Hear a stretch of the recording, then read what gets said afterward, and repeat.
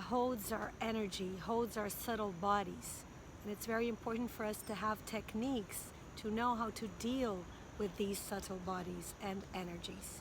We need to protect ourselves from the energy that don't belong to us, from thoughts, from actions of other people. We should know how to ground ourselves, how to connect our energy to Mother Earth, for us to become present, for us to heal, for us to work with the power of the earth.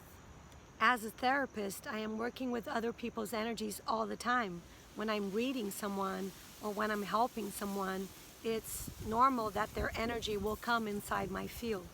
So I need techniques to later on transmute that somehow, take that out of my field somehow.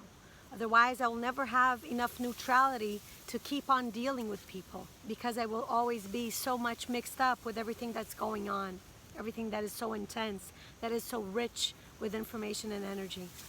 When I work with the Rose Meditation, I'm able to separate myself from the other, but I'm also able to cleanse whatever might have come in.